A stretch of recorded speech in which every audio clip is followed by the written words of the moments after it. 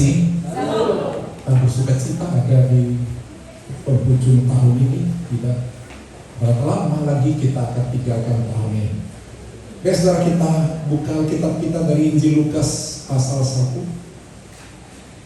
Lukas pasal pertama ayat 67 sampai 79.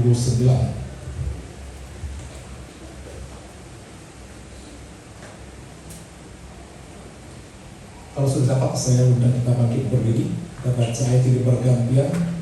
Injil Lukas pasal 1 ayat 67 sampai 79. Saya mulai dari ayat yang ke-67. Zakaria ayahnya penuh dengan Roh Kudus lalu bernubuat.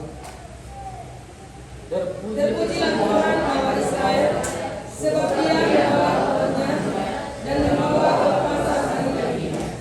Ia menumbuhkan sebuah tanduk keselamatan bagi kita di dalam keturunan Daud, hambanya itu. Seperti Dia telah memerintahkannya sejak bapa-bapa, menurut nabi-nabinya yang kudus, Untuk menyelamatkan kita dari musuh-musuh kita dan dari tangan semua orang yang membenci kita. untuk menunjukkan rahmat-Nya kepada nenek-nenek kita dan mengingatkan perjanjian-Nya yang kudus, Yaitu sumpah yang diucapkannya kepada Abraham, bapa leluhur kita, bahwa Ia mengaruniai kita supaya kita terlepas dari tangan musuh, dapat beribadah kepada-Nya takut-takut, dalam kekudusan dan kebenaran di hadapannya seumur hidup kita. dan Engkau, wahai anakku, akan disebut negara yang makin tinggi, karena engkau akan berjalan dalam negeri Tuhan untuk mempersiapkan jalan bagi-Nya, Untuk memberikan kepada umatnya pengertian keselamatan berupa pengampunan dosa-dosa mereka. dan berkesaksian dari Allah kita, dengan mana Dia yang menyelamat kita, kemudian bagi dari tempat yang tinggi, Untuk menyinari mereka yang tinggal dalam kegelapan dan dalam naungan maut, mengerahkan kaki kita ke jalan damai sejahtera. Puji Tuhan, silakan duduk. Berbahagia orang yang sukacita mendengar firman Tuhan dan melakukannya. Firman Tuhan di minggu Advent keempat, artinya penantian akan kedatangan Sang Juru Selamat yang kita rayakan secara universal. Tanggal 25 dimulai dengan malam Natal tanggal 24. Firman Tuhan diberi judul Tuhan melawat umatnya. Ya. Perikop ini diberi judul nyanyian pujian Zakaria. Dalam bahasa Yunani disebut Benedictus, artinya puji-pujian, kemuliaan bagi Tuhan, yang dinyanyikan oleh Zakaria atas kebaikan Tuhan, atas lawatan Tuhan ke tengah-tengah keluarganya. Sekian lama dia bergumul sebagai seorang imam besar. Dia begitu setia melayani Tuhan sampai begitu lanjut umurnya. Dia masih terus berdoa tidak henti-hentinya untuk melawat keluarganya.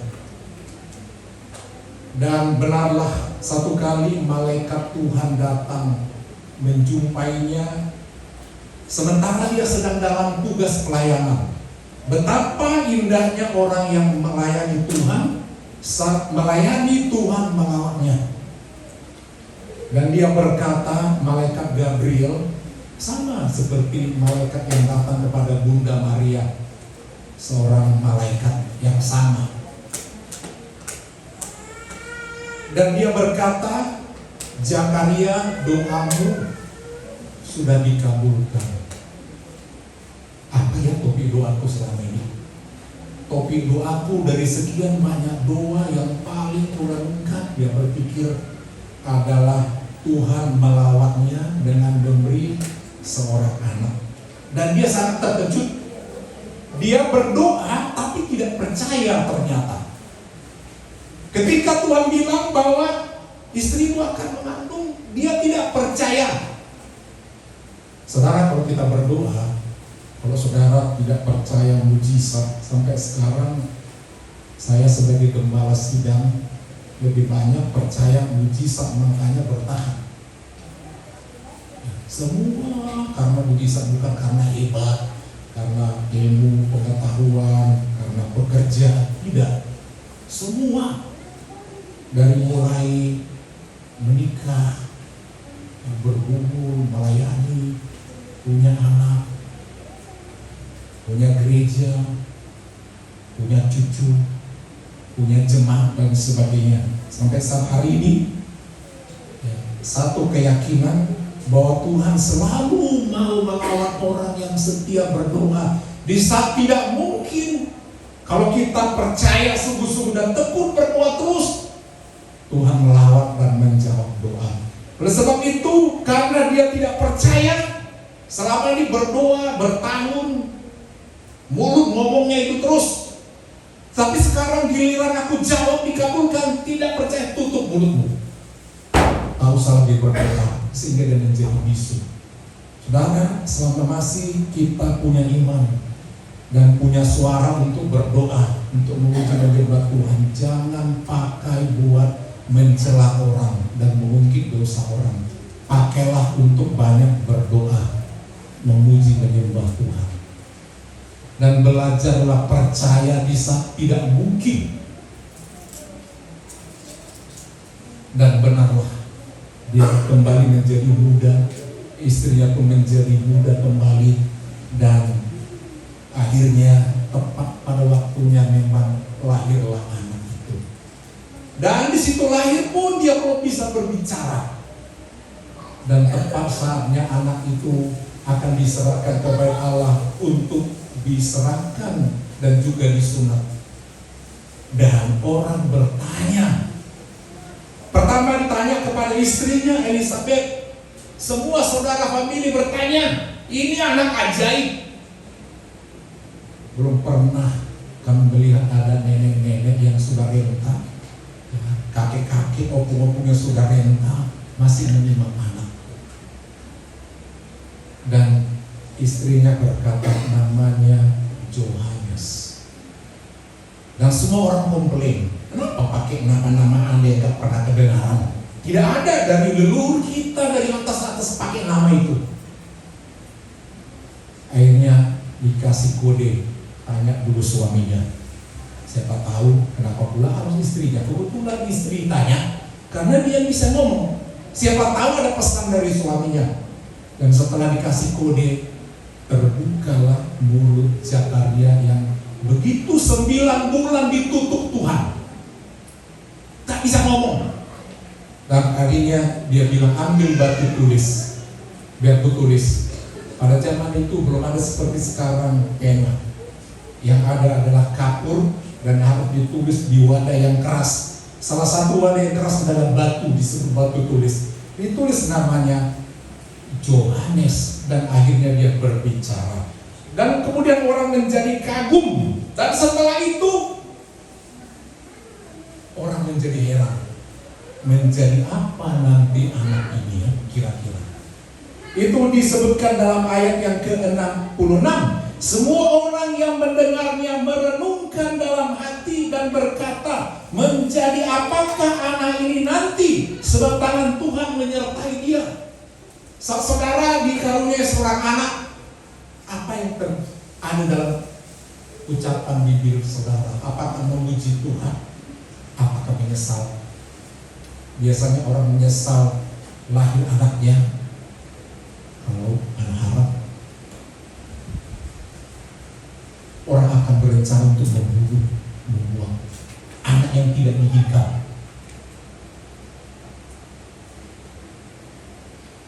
Tetapi Zakaria memuji Tuhan. Inilah topik firman Tuhan hari ini di minggu keempat Advent yang keempat ini. Nyanyian pujian Zakaria untuk berkat Tuhan bagi kita. Berkat apapun sebenarnya kita rasakan, kita perlu datang memberikan benediktus, pujian nyanyian kepada Tuhan. Saat diberi momongan dia berkata, ini pujian bagi Tuhan. Saat kita diberi anak, cucu, menantu, dan lain sebagainya, kita perlu memuji Tuhan. Zakaria ayahnya yaitu Yohanes, ayah Yohanes penuh dengan Roh Kudus, digerakkan oleh Roh Kudus, dia memuji, bahkan dia bernubuat. Saudara, bapak-bapak perlu kuat iman. Sering sekali Bapak Gembala katakan bahwa banyak sekali kunci berkat itu dari bapak-bapak. Dan menjadi role model atau menjadi penentu arah kemana keluarga itu. Baik arah anaknya laki-laki, baik arah anaknya perempuan. Cenderung bapak-bapak yang rajin beribadah, anak rajin beribadah. Demikian selanjutnya. Demikian kebalikannya. Jadi dia memuji Tuhan dan bernubuat. Mari kita, kepala keluarga seperti Zakaria, dicatat dia memuji Tuhan. Bahkan dia bernubuat tentang anaknya, mendoakan bagaimana nanti anaknya, bagaimana nanti anak saudara. Sangat besar ditentukan oleh bapak-bapak. Ya. Dan dia berkata, nomor satu dalam hidup ini yang keluar, di situ dia dapat mujizat, dia tidak mengeluh. Tuhan ini bisa-bisanya ya bercanda sekian puluh tahun meminta pas masih muda, masih banyak uang, masih banyak berkat, tenaga, bisa membesarkan anak dan melihat dia bertumbuh besar menikah. Ini dikasih sudah tua begini.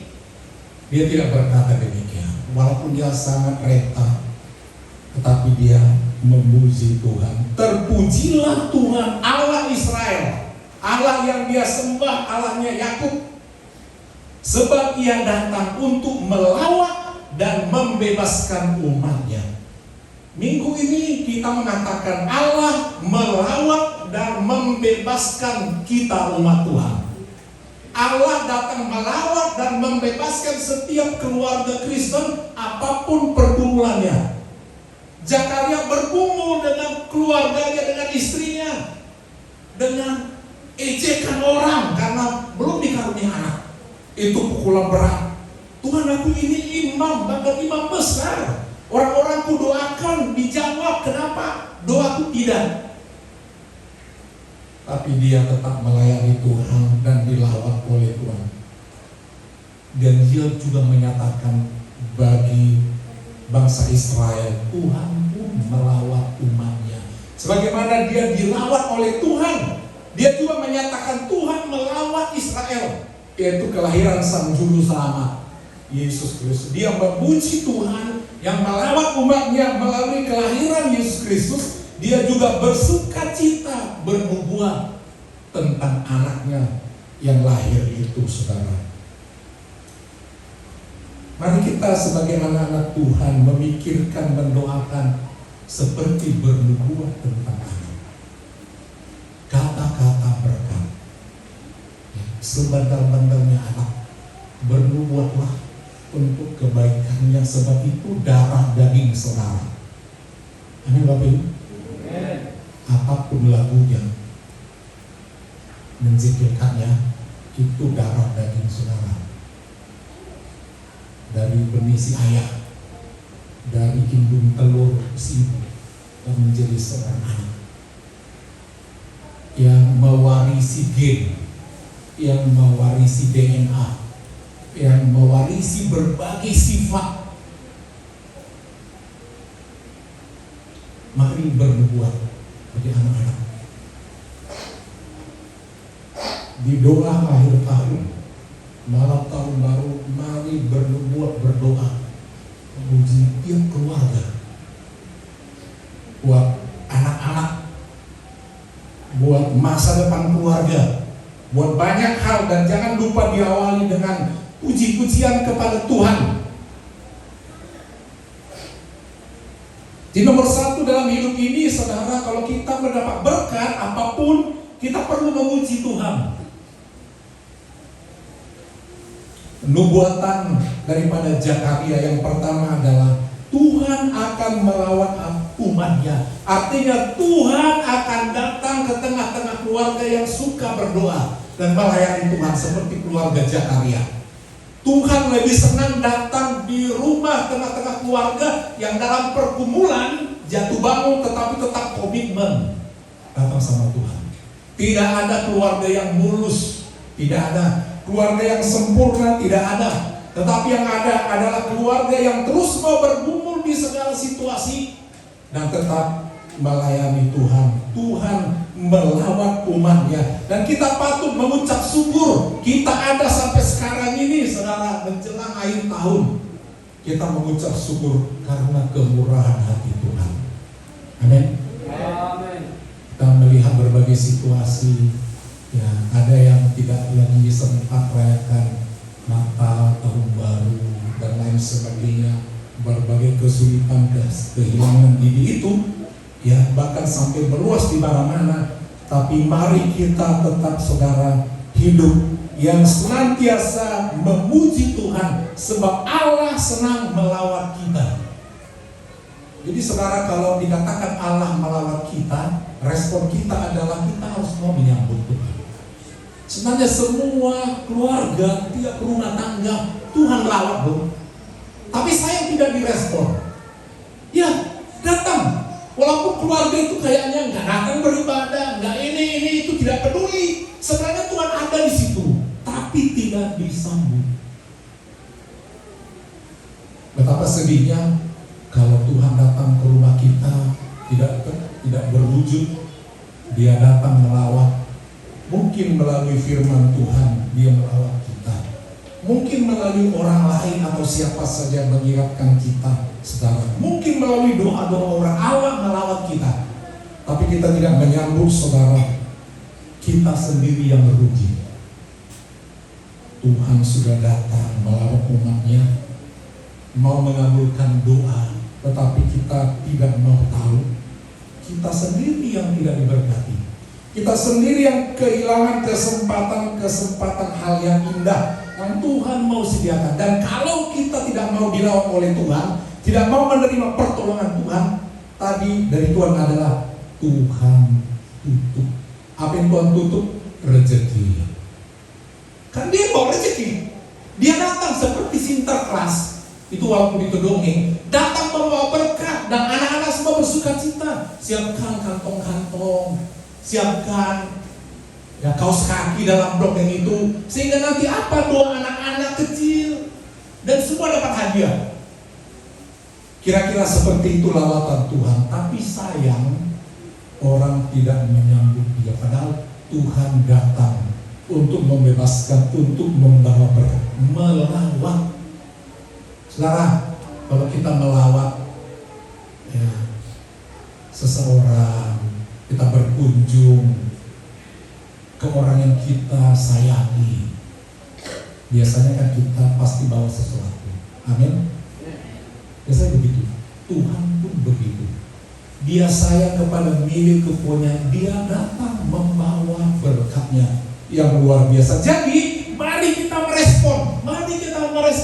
Tiap keluarga sebenarnya dilawat Tuhan, tapi sayang lewat saja, tidak disambut. Itu pesan yang pertama, bahwa Tuhan akan melawat umatnya. Tuhan akan datang. Kalau Tuhan melawat kita, Tuhan menjauhkan semua hal-hal yang tidak baik. Namanya dia datang untuk melawat, sebab dia adalah Allah yang maha kuasa. Dia akan bertanya. Kalau kita punya orang tua ya, dan datang anak-anaknya dari rantau, pasti biasanya dia berpikir, ya, pasti dia mungkin membawa oleh-oleh sesuatu, melawat. Demikian juga seorang tua melawat anaknya juga demikian. Menjumpai anaknya, pasti dia membawa sesuatu. Namanya yang melawat, seringkali saudara memang membawa sesuatu, hal-hal yang indah. Yang kedua dikatakan, Tuhan membangkitkan tanduk keselamatan bagi umatnya. Apa artinya? Bangsa Israel yang dalam kelemahan itu tidak punya kekuatan apapun, tetapi dikatakan Tuhan membangkitkan tanduk. Tanduk menggambarkan kekuatan, kemampuan. diberi kuasa bagi kita, diberi kemampuan untuk melawan musuh-musuh kita, untuk menghapuskan segala rintangan-rintangan dengan tanduk kekuasaan itu yang tertutup menjadi terbuka. Sebab Tuhan memberikan kuasa bagi kita. Dan dikatakan juga Tuhan mengingat janjinya kepada Abraham. Apa janji Tuhan kepada Abraham? Janji Tuhan kepada Abraham pertama kali disebutkan dalam kitab Kejadian pasal 12 ayat 1 dan 3. Saya bacakan ayat itu, kitab Kejadian pasal 12 ayat 1 dan 3. Jadi janji itu bersifat kekal, dulu, sekarang, dan ke depan. Bagi orang yang mau percaya sungguh-sungguh datang kepada Tuhan. Janji ini kita juga adalah anak-anak Abraham. Karena dicampurkan kepada Yesus Kristus. Yesus Kristus keturunan Abraham. Berfirmanlah Tuhan kepada Abraham.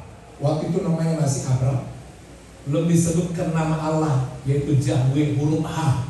Belum ditambahkan, masih Abraham.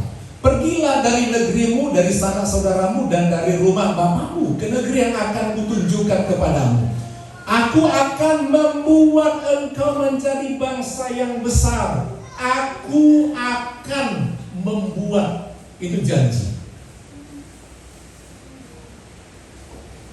Dia tidak punya anak, udah lama menikah juga. Tapi Tuhan berjanji, keluar dari kampungmu, tinggalkan Ur Kasdim, menuju ke arah Kanaan nanti. Walaupun belum disebutkan, aku akan. Sebenarnya ada banyak akan Allah berikan berkat sama kita. Banyak. Kita tidak mau datang minta janji-janji Abraham itu, janji-janji Tuhan. Aku akan membuat engkau menjadi bangsa yang besar. Saudara, bangsa yang besar adalah bangsa yang punya pengaruh utama bagi bangsa lain.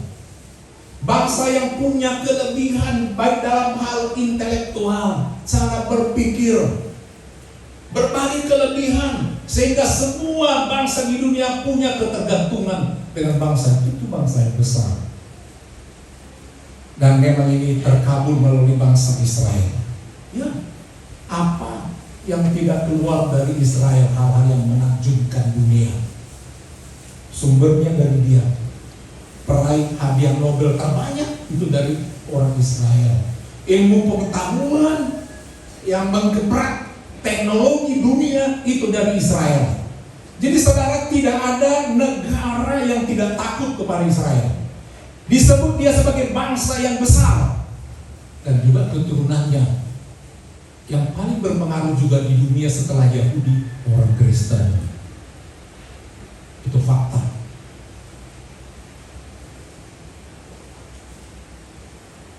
Bangsa yang besar. Orang Kristen, jemaat Eklesia juga harus menjadi jemaat yang besar. Belum? Harus menjadi gereja yang besar. Harus menjadi jemaat yang imannya besar. Itu tanamkan ke anak-anak. Kalau saudara punya anak yang saudara bilang, kalau tak bisa apa-apa, ya nggak bisa lah.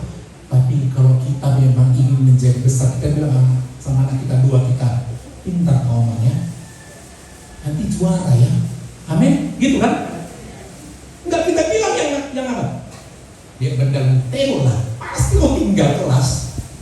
Wah, bapakku aja doanya begitu, udah hantam lah guru itu, hantam kawan. Kita yang menentukan keluarga kita mau jadi besar atau tidak. Bersama Tuhan, keluarga kita bisa menjadi besar. Amin. Karena itu janji Tuhan. Tuhan tidak menjanjikan yang buruk bagi anak kesayangannya. Tapi dimulai dengan datang sama Tuhan, sambut dia, layani dia. Dia datang melawan kita sekarang. Itu janji daripada Tuhan, menjadi bangsa yang besar. Yang kedua, memberkati engkau. Amin. Amin. Tuhan tidak berniat untuk membuat kita sial. tidak menjadi kerdil, diremehkan, tidak. Kita diberkati. Bagi yang memiliki sifat seperti Abraham, dengan catatan kaki, seperti Abraham berani meninggalkan semuanya untuk ikut Tuhan. Catatannya begitu. Dia tinggalkan semuanya. Dia berjanji dari Tuhan. Dan karena dia diberkati, begitu dia punya kelebihan dari yang lain, dia juga menjadi berkat. Aku akan memberkati, dikatakan, serta membuat namamu mazmur. Sekali lagi dibacakan, aku akan membuat engkau menjadi bangsa yang besar, memberkati engkau, serta membuat namamu masyhur, terkenal karena punya kelebihan. Kalau boleh, anak-anak kita juga punya kelebihan sehingga menjadi berkat bagi yang lain. Nama masyhur, punya kelebihan, punya berkat, serta membuat namamu masyhur, dan engkau akan menjadi. Saudara diberkati, jangan lupa menjadi berkat. Supaya berkat yang dari Tuhan itu gak berhenti, karena tujuan Tuhan memberkati saudara. Membuat, tadi dikatakan, bangsa yang besar, menjadi masyhur, diberkati, semua itu supaya menjadi berkat. Jangan makan sendiri, nanti berhenti. Nanti berhenti, karena dikatakan menjadi berkat. Diberkati dengan catatan Tuhan, berkat itu menjadi menjadi berkat. Semakin kita diberkati, semakin jadi berkat. Semakin kita jadi berkat, semakin diberkati. Terus begitu. Itu sebabnya kita tidak perlu khawatir ketika kita mau memberkati gereja, memberkati pelayanan, memberkati keluarga, memberkati hamba Tuhan. Bapak Gembala kalau dapat berkat, bentuk apapun itu, kalau lagu pujian katakan, di doa ibuku namaku disebut, di doa Bapak Gembala nama saudara disebut, nama saudara disebut. Kalau saudara kasih amplop, tulis nama saudara. Paling sulit berdoa kalau tidak ada namanya. Memang tumpang tangan berdoa juga. Tuhan, orang ini tak ditulis namanya. Atau aku mendoakan siapa ini. Mudah-mudahan Tuhan kasih lihat orang ini. Kalau Bapak Gembala saya nggak tahu. Itu sebabnya kita dikasih nama supaya kita bisa dikenali. Amin. Kita dikasih nama supaya bisa dikenali. Di surga juga begitu, nama kita disebut supaya bisa dikenali. Nama sama saja bisa tidak dikenali. Itu sebabnya perlu kakak. Oh, nama ini persis nama bapaknya. Minta kakak baru ketahuan. Oh, bapaknya sini bukannya itu. Namanya persis. Nama mamanya. Oh, tempat tanggal lahirnya begitu detail. Ini saudara, jangan diam-diam kalau memberi berkat. Amin. Amin. Amin. Sebab kita ini hidup bukan dari kerja keras kita, tetapi karena berkat Tuhan. Karena berkat Tuhan. Dan Tuhan memberkati orang-orang yang tekun berdoa. Amin. Tekunlah berdoa.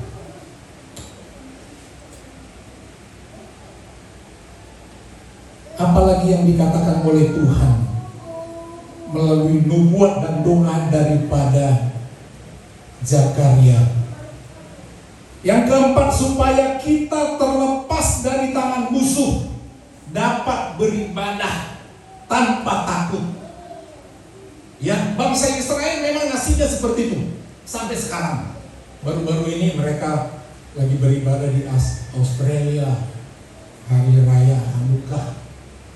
Itu hari raya tentang lampu cahaya menggenapi dalam perjanjian lama. Mereka diserang dan terus tidak pernah beribadah. Sampai sekarang pun tidak ada bait Allah orang Israel. Mereka tinggal beribadah di sisa tembok ratapan.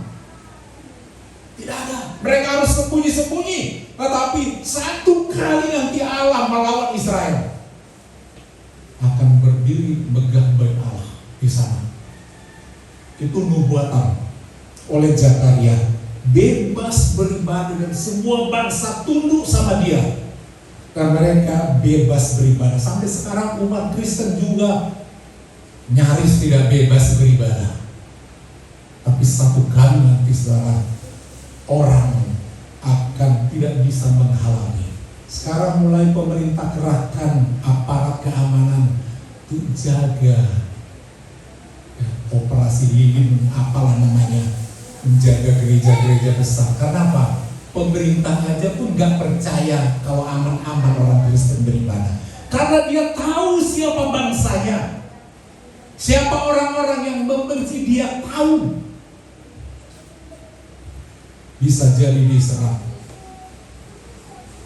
Tetapi nanti satu kali dikatakan, kita terlepas dari tangan musuh itu. Saat Yesus datang, kita terlepas dan kita tanpa takut beribadah. Jadi kalau sekarang ini saudara masih diberi kesempatan beribadah, kenapa sampai dikatakan kita bebas beribadah tanpa rasa takut? Karena begitu pentingnya ibadah itu. Betapa hebatnya kuasa kebaktian itu, kuasa ibadah itu.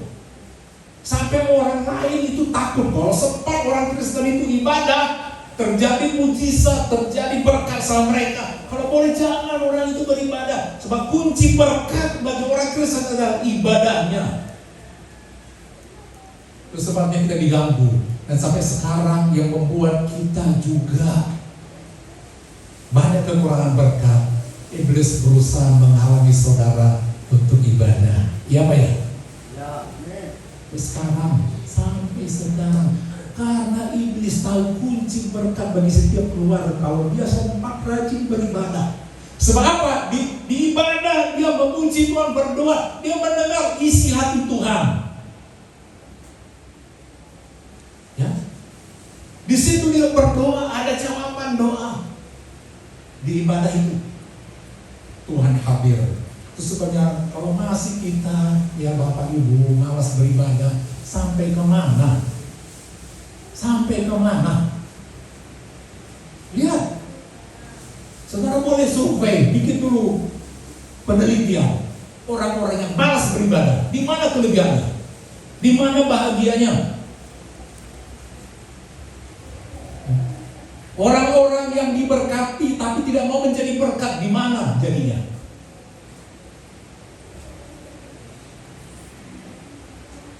Itulah doa nubuat daripada Zakaria.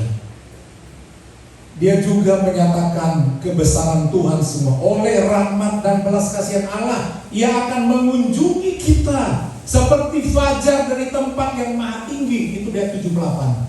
Dia menggambarkan kehadiran Tuhan yang kita rayakan sebentar lagi di hari Natal. Itu bagaikan fajar. Apa artinya fajar? Dia membawa terang, dia membawa sukacita, dia membawa keselamatan. Dalam terang kita tidak jatuh. Dalam terang kita bisa mengetahui mana sebenarnya, mana yang tidak. Kita bisa melangkah dengan tenang. Ketika fajar datang, gelap pun hilang. Kalau memang Yesus datang dalam hidup saudara, dia seperti fajar. Harusnya kegelapan itu tidak tetap bertahan dalam hidup saudara. Jadi kalau setiap keluarga masih ada dalam kegelapan terus begitu, belum terbit fajar. Sebab tidak mungkin dua-duanya ada di situ, tidak ada. Amin. Di situ terbit matahari, ada lagi kegelapan? Mana ada. Jadi sambut Yesus sang terang itu. Dan yang terakhir dia menubuatkan tentang anaknya. Mari menubuatkan tentang keluarga kita masing-masing bahwa dalam doa. Nubuatnya bagi anaknya dikatakan demikian.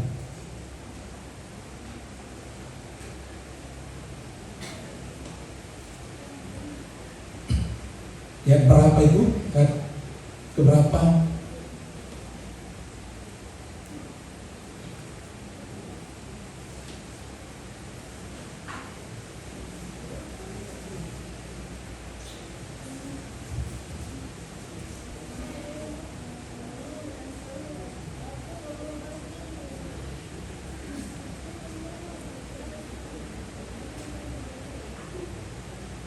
Ya, ayat 76.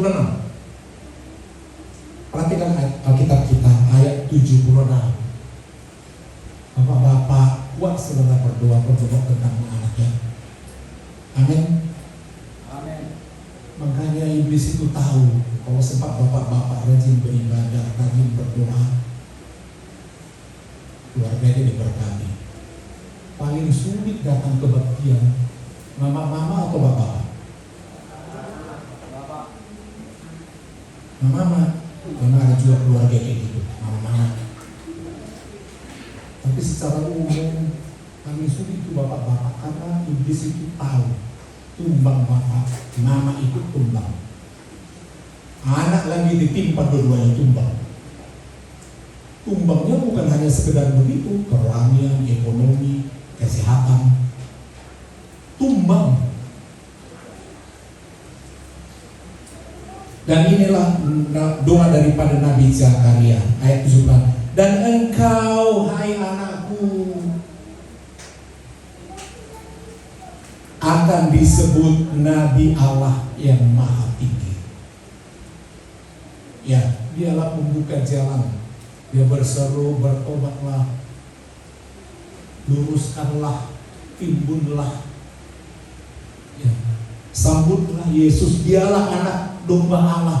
Khotbahnya seperti itu, menjadi Nabi Allah yang Maha Tinggi. Apa artinya? Anak-anak kita diharapkan menjadi orang-orang yang melayani Tuhan. Amin. Ya, orang-orang yang dipakai oleh Tuhan.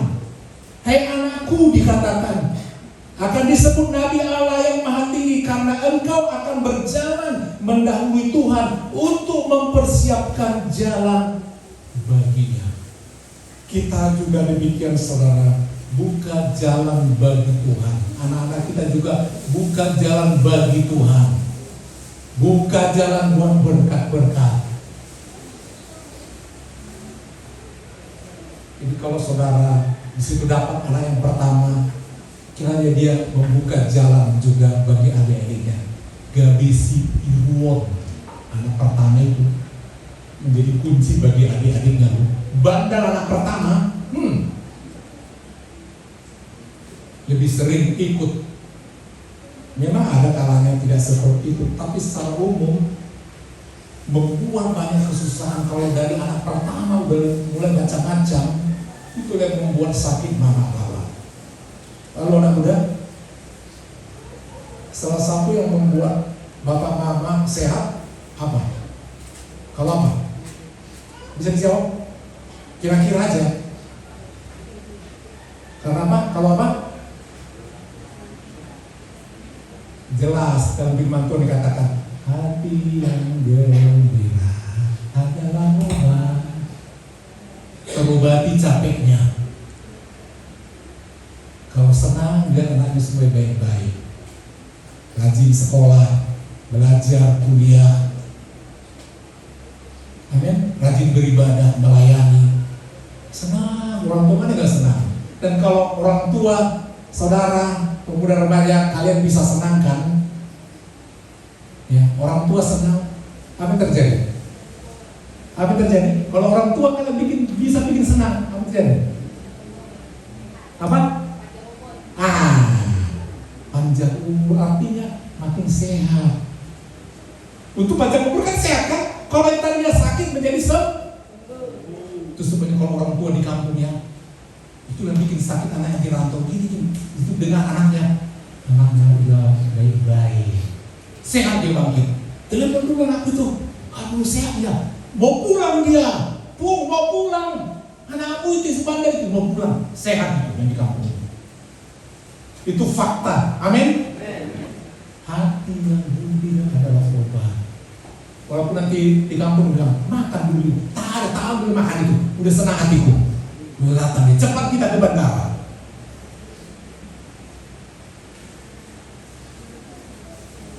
Hati yang gembira. Mari kita bangkit dari Bapak Ibu.